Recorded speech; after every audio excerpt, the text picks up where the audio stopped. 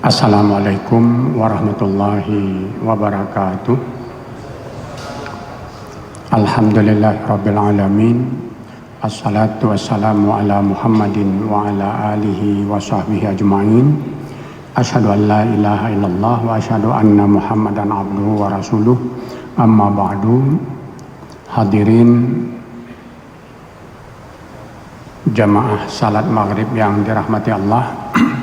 Marilah kita pertama sekali sekiranya belum berniat i'tikaf selama kita berada di masjid ini, karena i'tikaf merupakan sebuah ibadah yang disenangi Nabi dan beliau anjurkan untuk kita kerjakan. Selanjutnya mengenai ceramah kita pada malam ini, saya memberikan topik tentang KUH pidana baru yang sekarang ini sudah disahkan dan sudah berlaku, tetapi secara efektif baru akan berlaku 3 tahun ke depan. Jadi selama 3 tahun ini adalah masa sosialisasi. Ini, tetapi sebelum itu saya ingin ceritakan sedikit tentang sejarah dari KUHP di Indonesia.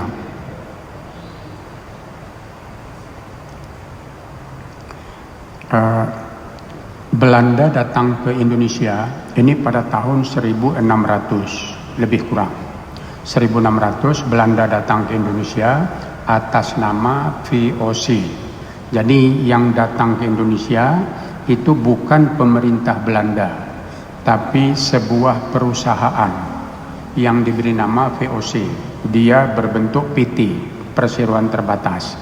Tetapi VOC oleh undang-undang Belanda diberi kekuasaan seperti pemerintah, walaupun dia itu hanya perusahaan saja.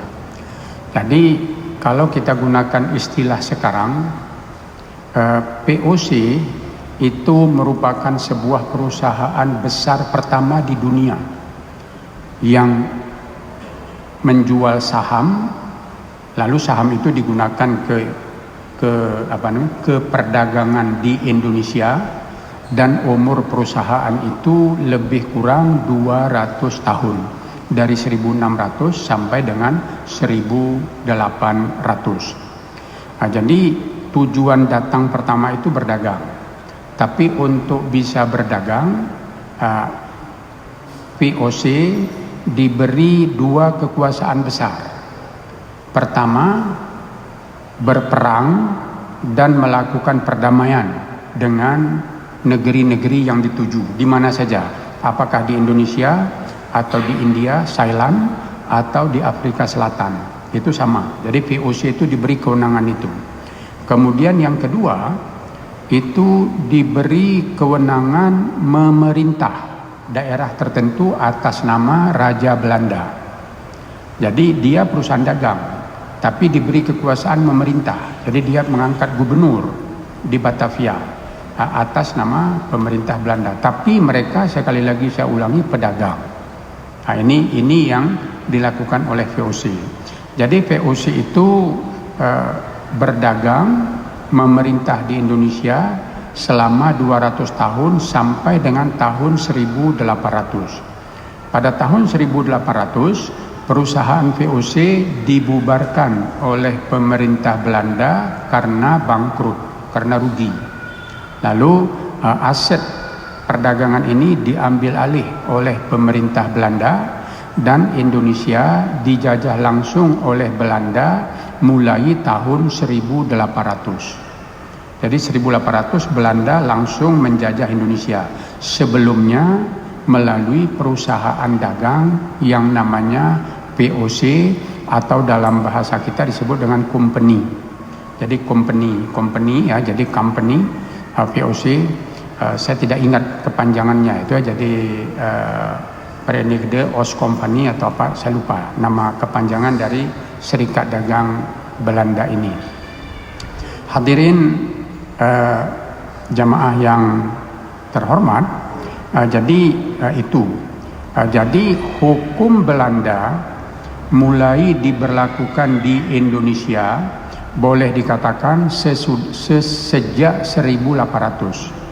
Sebelum tahun 1800, VOC tidak terlalu peduli dengan hukum yang ada di tengah masyarakat, dan VOC juga tidak terlalu peduli dengan penyebaran agama Nasrani. Jadi apakah ada zending atau ada misi yang menyebarkan agama Protestan atau Katolik, itu tidak menjadi urusan VOC. VOC tidak mau campur tangan pada urusan itu. Kalaupun ada mereka, itu kegiatannya. Bahkan di beberapa tempat VOC tidak mengizinkan para pendeta, para misionaris atau para zending menyebarkan agama Nasrani sekiranya itu dianggap merugikan perdagangan VOC dengan pribumi. Tetapi kalau penyebaran agama ini memberi keuntungan kepada Belanda, ya dia izinkan. Ini, jadi itu. Tetapi sejak 1800, ketika Indonesia dikuasai oleh penjajah Belanda langsung, maka politik itu berubah. Jadi sejak 1800 sudah ada upaya Belanda menjadikan budaya Indonesia, menjadikan rakyat Indonesia itu terikat dengan budaya Belanda. Itu sudah ada. Jadi budaya Belanda diperkenalkan di Indonesia pada bidang hukum dengan cara memberlakukan hukum Belanda di Indonesia. Ini, jadi waktu itu disebut dengan asas konkordansi, asas penyamaan hukum yang berlaku di negeri Belanda dengan hukum yang berlaku di Indonesia. Hadirin jamaah yang terhormat, untuk ilmu hukum tahun 1800 itu relatif penting. Ya, tahun 1800 itu sangat penting karena tahun 1800 inilah kodifikasi Napoleon, ya, Napoleon Bonaparte mulai diberlakukan di Perancis. Dan kodifikasi Napoleon ini dianggap sebagai hukum modern pertama yang sampai sekarang masih dipakai hampir di seluruh dunia. Jadi hukum Barat sampai sekarang berinduk kepada kodifikasi Napoleon tersebut. Itu ada pada hukum perdata biasa, hukum perdata hukum kekeluargaan, hukum perdata tanah, hukum perdata perikatan, ya, jual beli, kemudian hukum dagang yang mengatur perusahaan-perusahaan. Selain ini ada hukum pidana. Lalu di luar itu ada hukum acara. Jadi ada 3 hukum besar yang dihasilkan oleh Napoleon Bonaparte yang disebut dengan Kode Napoleon. Ada hukum pidana, ada hukum perdata, ada hukum dagang. Ini hukum materialnya, tambah 2 hukum acara perdata dan hukum acara pidana. Jadi sekiranya hukum material dengan hukum formil digabung, Napoleon meninggalkan 5 kodifikasi hukum yang sampai sekarang masih dipakai. Paling kurang prinsip-prinsipnya. Sebelum tahun 1800, hukum yang berlaku di Perancis dan hukum yang berlaku di Belanda dan hampir semua negara Eropa adalah hukum adat sama seperti di Indonesia. Ya, jadi yang beda itu Inggris. Inggris itu hukumnya beda. Jadi dia tidak ikut hukum Perancis, dia punya hukum sendiri. Ya, itu beda. Kita tidak singgung itu. Nah, saya membaca buku sebelum Kode Napoleon di Perancis itu ada sekitar 50 hukum adat. Jadi ada 50 daerah hukum adat yang berbeda-beda, dan semua itu disatukan oleh Napoleon melalui Kode Napoleon tersebut. Kode Napoleon ini ditiru oleh Belanda dan mulai diberlakukan di Belanda lebih kurang sejak tahun 1800 810 atau berapa saya lupa, tapi tidak 1800, tetapi lebih sedikit dari itu. Nah, ketika hukum baru ini diberlakukan di Belanda dan hukum adat Belanda itu dihapus seluruhnya dengan hukum baru ini, Belanda membawa hukum baru itu ke Indonesia. Ya, dia bawa ke Indonesia. Nah, sedangkan di Indonesia waktu itu Indonesia ini belum ada. Yang ada itu negara-negara kecil. Ya, jadi seperti Tidore itu sebuah kesultanan, Ternate sebuah kesultanan, Gorontalo sebuah kesultanan, Makassar sebuah kesultanan, Jawa itu ada Kesultanan Banten, ada Kesultanan Cirebon, ada Kesultanan Mataram, ada juga Madura sebagai sebuah kesultanan sendiri. Kemudian ada Bali. Di Sumatera waktu itu juga banyak, ada Kesultanan Melayu Riau, ada Kesultanan Palembang, ada Kesultanan Bengkulu, di Sumatera Utara ada 5 kesultanan, Aceh sendiri sebuah kesultanan, Kalimantan juga seperti itu, ada Kesultanan Pontianak ya, jadi bukan Pontianak namanya, ada Kesultanan Sambas saya lupa. Ya, jadi kemudian ada Kesultanan Banjar dan beberapa yang lain. Nah, jadi negaranya kecil-kecil seperti itu. Jadi Belanda yang menjajah itu pertama sekali Pulau Jawa. Itu sejak 1600 secara perlahan-lahan didajah. Jadi pada tahun 1800 ya, jadi perang Diponegoro itu 1825 1830 itu wilayah Jawa yang tidak dikuasai Belanda itu sedikit sekali. Yang umumnya itu sudah dikuasai. Jadi perang Diponegoro itu kan 1825 sampai dengan 1830, 5 tahun. Jadi itu menjadikan Kesultanan Jogja itu sangat kecil. Kesultanan Mataram lebih, Kesultanan Solo atau Mataram itu lebih kecil lagi. Nah, jadi ini hadirin jemaah yang terhormat, jadi dengan wilayah yang sangat beragam itu tadi, Belanda pertama sekali memberlakukan hukum dagang Belanda itu sejak boleh dikatakan sejak 1600. Jadi company itu mulai memberlakukan hukum dagang Belanda di wilayah-wilayah yang dia kuasai. Itu yang pertama sekali. Pemberlakuan hukum dagang ini menjadikan hukum fikih, hukum syariat Islam yang bercampur dengan hukum adat, ya, jadi hukum adat, hukum Islam itu menyatu, itu hilang, ya, jadi secara perlahan-lahan hilang. Nah, kalau kita baca sejarah, paling kurang ada hukum laut Malaka, ada hukum dagang Melaka yang dibuat sekitar tahun 1600 tersebut, dibukukan, diberlakukannya saya kurang tahu. Jadi Malaka mempunyai hukum laut dan hukum dagang berdasarkan syariat Islam yang bercampur dengan fikih sebagai hukum positif mereka. Dan hukum laut Malaka ini bukan hanya berlaku di Malaka, tapi boleh dikatakan berlaku di seluruh negeri Melayu. Ya, jadi Jambi, Palembang, Makassar, Lombok, Gorontalo, Ternate, Tidore itu memberlakukan hukum laut Malaka tersebut dengan sedikit perubahan. Jadi hukum laut Malaka yang dibukukan pada 1600 itu yang pertama sekali dihapus oleh Belanda. Itu yang pertama sekali.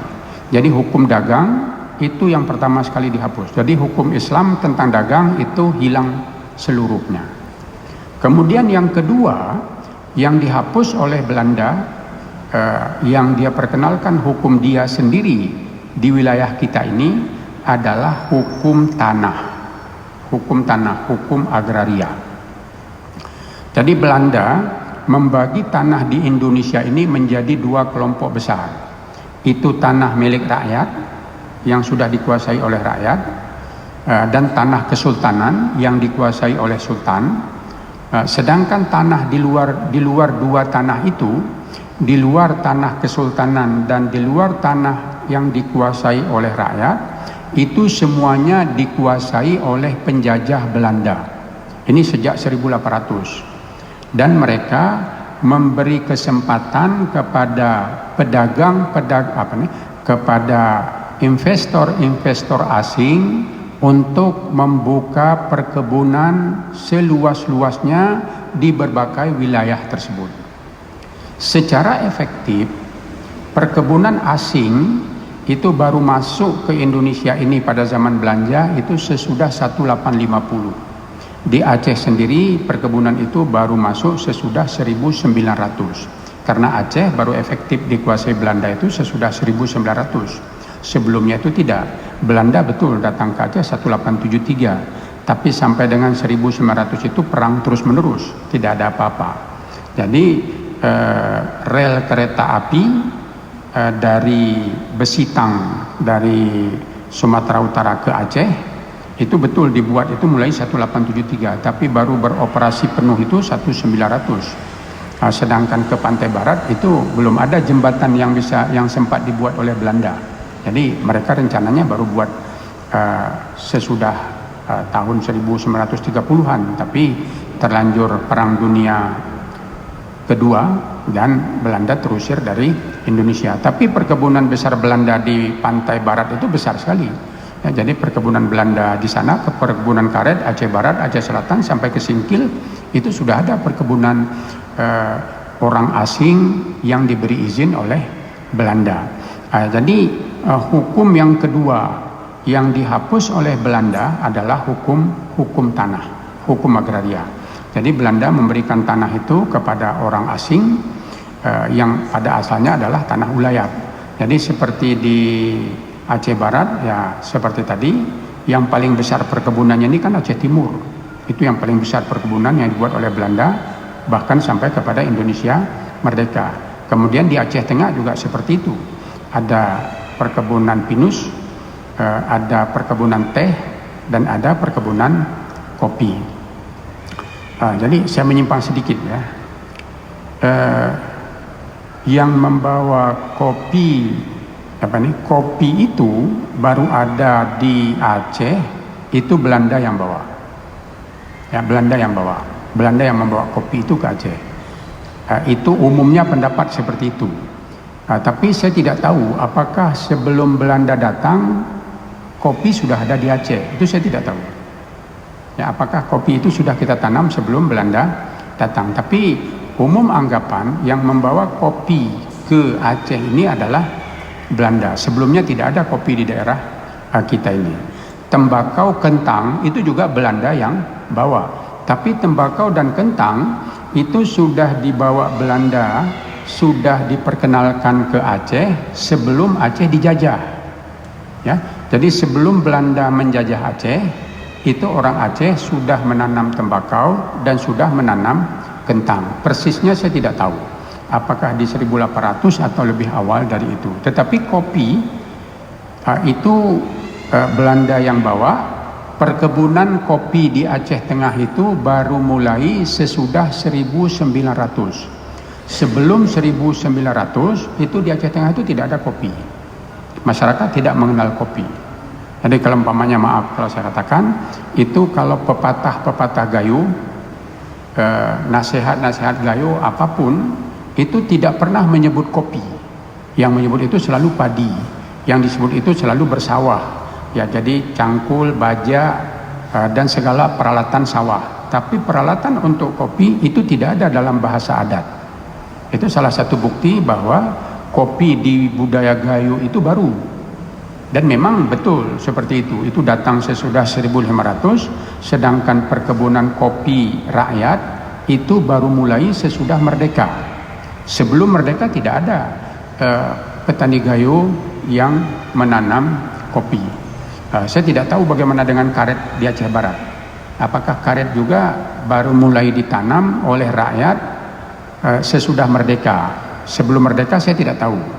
Tapi kalau di Mandailing itu sudah ada. Jadi Sumatera Barat dengan Mandailing mereka sudah menanam karet sebelum kedatangan Belanda. Itu sudah ada. Jadi dahulu karet itu dibawa dari Sumatera Barat ke Riau. Dari Riau baru diekspor ke Singapura. Itu saya baca. Hadirin jemaah yang terhormat, jadi saya kembali ke masalah kita tadi. Jadi hukum tanah itu yang kedua dihapus oleh Belanda. Yang kedua. Jadi itu 1800-an itu sudah mulai dihapus. Jadi hukum adat tanah kita itu di Aceh tidak terlalu terganggu. Tapi kalau seperti di Pulau Jawa sangat terganggu hukum adat tanahnya. Karena itu sudah diambil oleh Belanda. Saya dalam beberapa pertemuan dengan masyarakat petani di Pulau Jawa, di Jawa Barat dan Jawa Tengah, itu menyebut tanah itu dengan peristilahan Belanda. Jadi artinya dia menguasai tanah itu sudah memakai hukum Belanda, tidak lagi memakai hukum adat. Jadi hak milik dan sebagainya itu digunakan istilah-istilah yang berasal dari bahasa Belanda, bukan lagi bahasa adat. Itu salah satu bukti bahwa Belanda sangat mencampuri hukum tanah tersebut. Hukum pidana itu baru dicampuri Belanda sekitar 1830 secara perlahan-lahan. Jadi secara perlahan-lahan Belanda memberlakukan hukum pidana negeri Belanda di Indonesia ini. Pada awalnya itu hanya untuk orang Belanda dan Eropa, tidak berlaku untuk pribumi. Tapi sesudah itu diperluas sekitar 1870. Itu di 1920 itu diperluas kepada semua bumi putra, semua pribumi itu juga berlaku hukum Belanda. Tetapi wilayah yang tidak diperintah langsung oleh Belanda seperti Aceh itu diperintah oleh Ule Balang, Belanda itu tidak langsung memerintah rakyat, masih diberi izin pemberlakuan hukum adat. Jadi di Aceh ada dua, ada hukum pidana Belanda dan ada hukum adat Aceh. Jadi saya tidak mengetahui bagaimana perbedaan kewenangannya, kapan hukum Belanda berlaku dan kapan hukum adat berlaku di Aceh. Itu saya tidak ketahui persis. Tetapi kalau buku-buku yang saya baca itu ada. Jadi beberapa hukum kisas, beberapa diat itu masih dijatuhkan oleh ule balang di Aceh. Tetapi ada juga hukum Belanda yang diberlakukan oleh pengadilan negeri. Jadi bagaimana bedanya saya tidak memahaminya. Itu hukum Belanda. Jadi hukum pidana Belanda itu berlaku penuh di Indonesia, di seluruh wilayah Indonesia. Hukum adat itu dihapus penuh. Ya, hukum adat pidana itu dihapus penuh itu sesudah Indonesia merdeka. Jadi Indonesia merdeka pada tahun 1945. Jadi pemerintah dengan dekret, dengan peraturan pemerintah pengganti undang-undang memberlakukan hukum pidana Belanda itu sebagai hukum pidana nasional Indonesia. Nah, jadi itu 1946 awal. Jadi kita bisa sebut sejak merdeka lah. Nah, itu diberlakukan. Dan sejak itulah hukum pidana itu berlaku di Indonesia. Dan hukum pidana adat semuanya dihapuskan. Ya. Jadi kalau sebelum Belanda tadi masih ada hukum pidana adat yang berlaku. Tapi sesudah Indonesia merdeka, hukum pidana adat semuanya dihapuskan, diganti dengan hukum pidana Belanda tersebut. Ini. Kemudian hukum keluarga, ya, hukum keluarga itu relatif tidak dicampuri atau tidak diubah oleh Belanda dengan hukum perdata mereka, tidak. Jadi hukum keluarga di tengah masyarakat itu tidak diubah Belanda, tidak diganti dengan hukum keluarga Belanda, tidak. Tapi Belanda memberlakukan hukum adat, yakni Belanda memperlakukan hukum adat pada bidang keluarga untuk menggantikan fikih, untuk menggantikan hukum Islam yang ada. Jadi kalau umpamanya hukum dagang tadi, hukum dagang adat dan Islam itu dihapus Belanda dengan hukum Eropa, hukum tanah yang bergabung hukum adat dan hukum Islam dihapus oleh Belanda dengan hukum Eropa, hukum pidana adat dan hukum pidana Islam dihapus oleh Belanda dengan hukum pidana Belanda. Untuk hukum keluarga, fikihnya dipertentangkan, ya. Fikih itu dipertentangkan Belanda dengan hukum adat. Jadi Belanda melakukan penelitian, mengkaji, menyatakan hukum Islam atau fikih itu tidak berlaku di tengah masyarakat Indonesia. Yang berlaku di tengah masyarakat Indonesia ini adalah hukum adat. Hukum fikih itu sedikit saja berlakunya, jadi sedikit saja. Jadi pada akad nikah itu pakai fikih, tapi di luar itu tidak. Hukum waris itu bukan hukum fikih, tetapi hukum adat. Apa itu hukum adat? Hukum adat adalah semua hukum yang ada di tengah masyarakat yang bukan hukum Islam. Itu definisi hukum adat secara sederhana. Jadi semua hukum asal bukan Islam itu hukum adat. Sehingga kalau di tengah masyarakat itu berlaku hukum Islam, walaupun itu sudah menjadi adat, itu bukan hukum adat, tapi itu hukum Islam. Jadi begitulah Belanda menguasai hukum, mengubah hukum di Indonesia, sehingga fikih sebagai hukum yang berlaku pada masa kesultanan itu terhapus dari pengetahuan masyarakat Indonesia. Kemudian Belanda membuka fakultas hukum di Jakarta untuk mengajarkan hukum Belanda.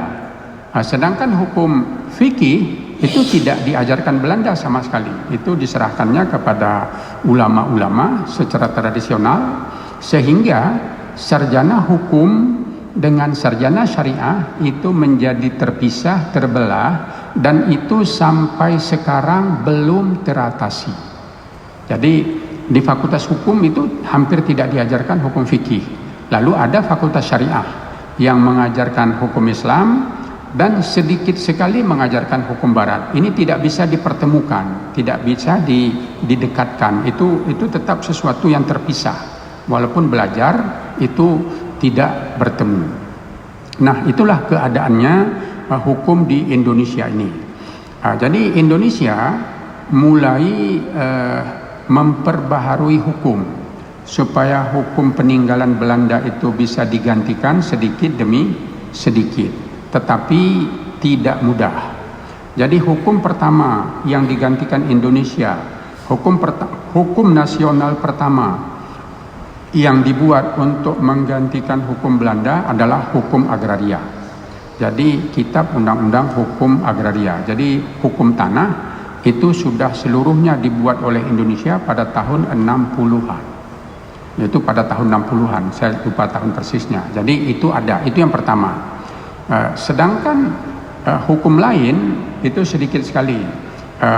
Hukum perkawinan itu diseragamkan di seluruh Indonesia, berbasis hukum Islam, ya, berbasis hukum Islam, tapi bercampur dengan hukum adat dan hukum Eropa. Tapi basisnya hukum Islam itu melalui Undang-Undang Nomor 1 tahun 1974. Jadi Undang-Undang Perkawinan. Tapi Undang-Undang Perkawinan itu sampai sekarang itu belum lengkap. Ya, jadi Undang-Undang Perkawinan meminta pemerintah membuat beberapa peraturan pemerintah untuk menjalankannya. Tapi itu tidak ada sampai sekarang. Hanya ada satu peraturan pemerintah, tapi itu tidak mencakup semua yang diminta oleh Undang-Undang Nomor 1 tahun 74. Jadi karena itu masih ada celah, ya, masih ada kekosongan hukum di bidang perkawinan yang sangat merugikan masyarakat. Ya, jadi sebagai contoh, ini nafkah. Jadi kalau seorang suami tidak memberikan nafkah kepada istrinya atau anak-anaknya, itu tidak ada apa-apa, tidak ada ketentuan hukum apapun. Jadi si anak ini tidak bisa menuntut nafkah kepada ayahnya.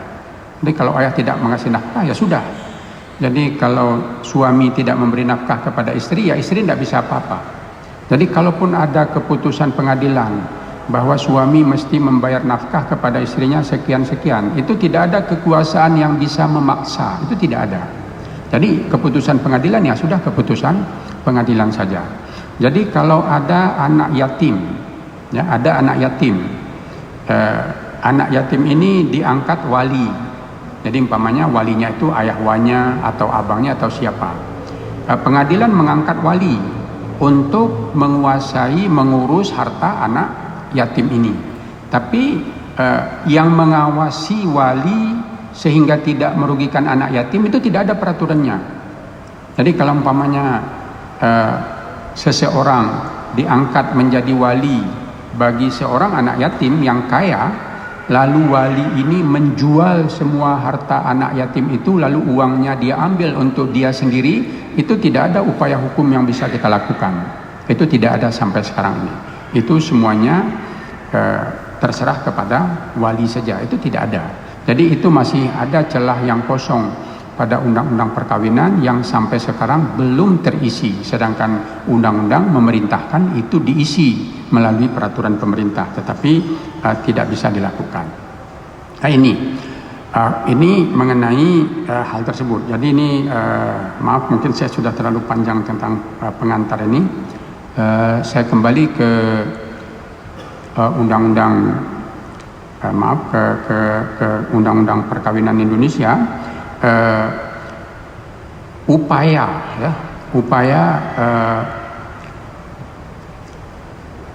memperbaharui kitab undang-undang hukum Belanda itu sudah dilakukan sejak lama. Jadi naskah pertama untuk menggantikan KUHP Belanda tersebut itu dimulai pada tahun 1958. Ya, saya mohon maaf ya. Jadi saya membaca ini, saya menggunakan makalah orang lain karena saya tidak punya catatan ya. Jadi saya menggunakan makalah yang ditulis orang lain sebagai dasar dari uraian saya untuk hal ini. Jadi upaya pembaharuan hukum pidana peninggalan Belanda itu dimulai pada tahun 1958. Pada tahun 1963 itu dilakukan seminar hukum nasional yang pertama untuk menulis draft kitab undang-undang hukum pidana baru tersebut. Itu pada 1963. Pada pasal 1964 itu draft pertamanya sudah selesai. Jadi draft pertama rancangan KUHP baru Indonesia itu sudah dibuat pada tahun 1964. Tetapi dari tahun 1964 dibuat draft pertama, baru disahkan itu pada tahun 2003. Jadi kira-kira perlu waktu 40 tahun, Pak. Jadi dari draft pertama sampai jadi perlu waktu 40 tahun. Nah, selama 40 tahun itu sudah ada 25 naskah, 25 draft yang berbeda. Jadi buat naskah 1 dikritik, buat naskah 2 dikritik lagi, batal lagi, buat naskah 3 kritik lagi, sampai naskah terakhir yang disahkan kemarin adalah naskah yang ke-25. Nah, jadi ini sejarahnya ya. Jadi itu sampai seperti itu. KUHP peninggalan Belanda sistematikanya itu ada 3 bab, 3 bagian, 3 buku. Jadi ada buku 1 ketentuan umum, buku 2 kejahatan, buku 3 pelanggaran. Sedangkan KUHP nasional yang disahkan sekarang ini itu hanya 2 buku saja. Buku 1 ketentuan umum, buku 2 itu tindak pidana. Ya, jadi hukum pidana Belanda, KUHP Belanda itu terdiri dari 49 bab, 569 pasal. Tapi KUHP baru kita ini hanya 37 bab. Jadi berkurang 12 bab. Ya, berkurang 12 bab, terdiri dari 632 pasal. Jadi bertambah sekitar hampir 630. Ya, jadi bertambah sekitar 60 pasal. Jadi dari segi pasal lebih banyak yang baru, tetapi hukum pidana lama babnya lebih banyak, pasalnya lebih sedikit. Ya, kemudian ada satu perbedaan. KUHP nasional baru kita ini itu ini kalau saya baca di catatan ini ya, itu beberapa perbuatan itu digabung. Jadi ada beberapa perbuatan yang dulu dipisah, sekarang ini digabung. Jadi definisi perbuatan itu menjadi lebih longgar pada KUHP baru, menjadi lebih kaku pada yang lama. Jadi umpama begini, berbohong dan menipu itu di dalam KUHP peninggalan Belanda, berbohong itu lain, menipu itu lain. Tetapi di dalam KUHP baru, berbohong dan menipu itu sama. Ya, jadi merampok dengan merampas itu kira-kira. Jadi di dalam KUHP Belanda dulu merampok itu lain, merampas itu lain. Tapi di KUHP nasional baru ini merampok dengan merampas itu sama. Jadi umpamanya kekerasan, umpamanya ancaman, kekerasan dan paksaan. Jadi kekerasan dan paksaan dalam KUHP Belanda itu beda. Tapi di Indonesia kekerasan dan paksa itu dianggap satu. Jadi ini satu perbedaan. Jadi definisi perbuatan pidana di dalam KUHP nasional yang baru relatif lebih longgar dari definisi di dalam KUHP yang lama. Ini. Jadi ya.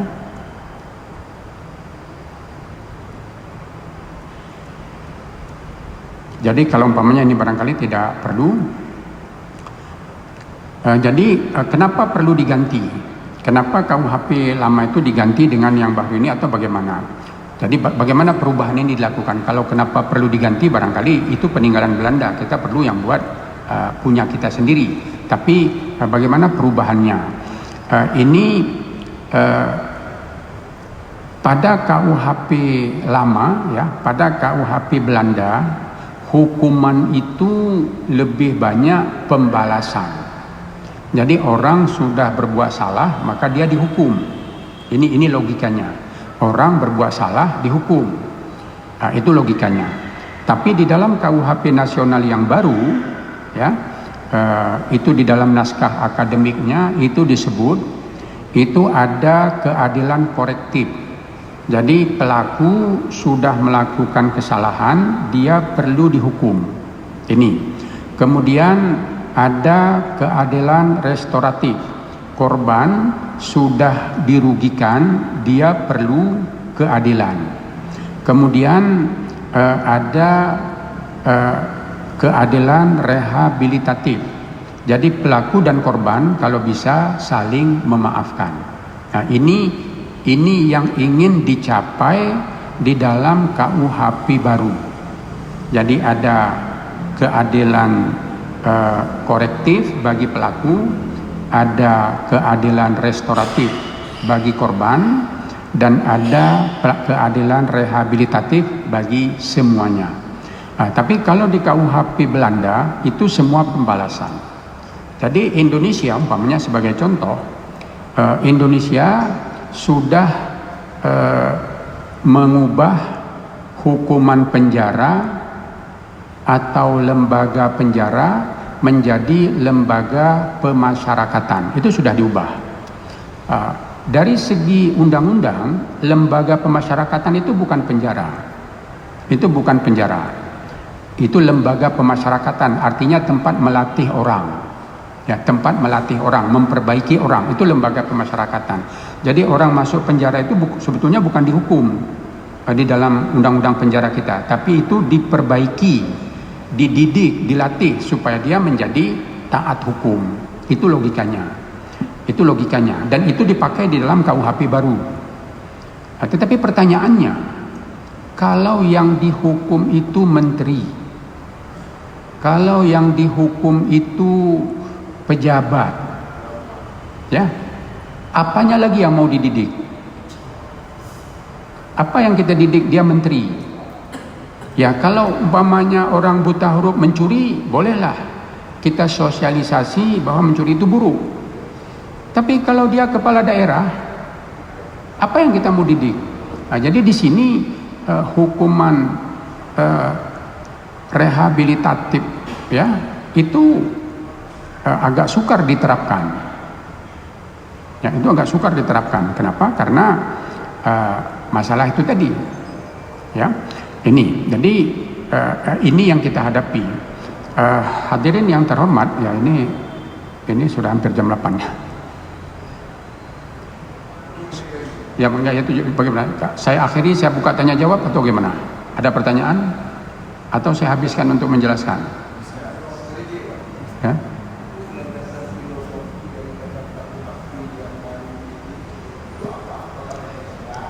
Landasan KUHP-nya ya Pancasila dan hukum adat Indonesia.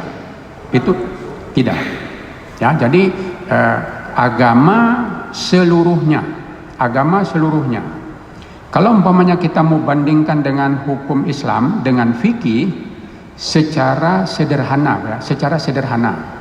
KUHP baru ini lebih dekat dengan fikih dibanding dengan KUHP Belanda, lebih dekat, ya. Tetapi untuk menyatakan bahwa KUHP ini sudah Islami, saya rasa masih jauh. Umpamanya contoh sederhana saja, perzinaan. Jadi perzinaan itu bukan hubungan seksual di luar nikah, bukan. Jadi perzinaan itu adalah hubungan seksual antara orang yang sudah menikah, ya, antara orang yang sudah menikah bukan dengan suami dan istrinya. Jadi hubungan seksual antara orang yang bukan suami istri tetapi kedua-duanya terikat dalam pernikahan, itulah zina. Nah, tapi kalau hubungan seksual bebas, ya, jadi artinya antara seorang bersuami, antara laki-laki yang bersuami dengan perempuan yang belum bersuami, atau antara seorang laki-laki yang tidak beristri dengan perempuan yang bersuami, itu belum tentu zina. Itu dianggap sebagai, maaf, hubungan alamiah, ya, karena tidak ada yang dirugikan. Itu hubungan alamiah, ya. Itu, ya. Jadi zina hanya antara orang yang sudah bersuami dan orang yang sudah beristri. Itu pun ketika orang yang merasa dirugikan melapor. Ya, jadi orang yang merasa dirugikan itu menuntut. Jadi kalau umpamanya istri seorang perempuan berzina, itu baru akan diusut kalau suaminya melapor. Kalau suaminya tidak melaporkannya, ya tidak. Begitu juga kalau seorang laki-laki beristri berzina, itu akan dituntut kalau istrinya melapor. Kalau tidak, ya tidak ada apa-apa. Ya, jadi kalau umpamanya orang tidak bersuami, ya, orang tidak bersuami berzina dengan orang yang sudah bersuami, atau orang yang tidak beristri berzina dengan perempuan yang sudah bersuami. Ini orang yang tidak bersuami atau tidak beristri ini baru akan dituduh berzina kalau orang tuanya melapor. Orang tuanya melapor, anak saya berzina, baru akan dituntut. Kalau tidak, ya tidak. Nah, jadi, ya.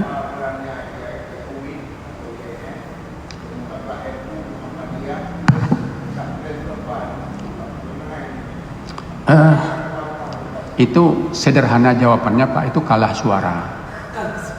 Ya. Jadi yang menguasai DPR itu bukan umat Islam, ya, itu bukan. Jadi PKS itu meminta itu tidak, itu diperbaiki. Muhammadiyah itu yang saya tahu ya, yang lain saya tidak tahu.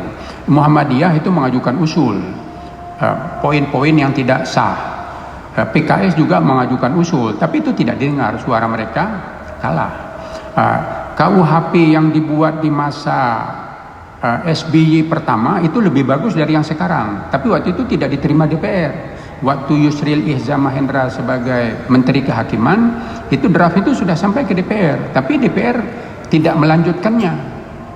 Saya tidak tahu waktu itu, ya, kenapa itu tidak dilanjutkan. Ya, jadi ini karena sudah adzan, saya padakan sampai di sini. Insya Allah mungkin pada kesempatan yang akan datang atau kapan ini akan bisa kita sambung. Alhamdulillah, Rabbana atina fid dunya hasanah wa fil akhirati hasanah wa qina adzabannar. Assalamualaikum warahmatullahi wabarakatuh.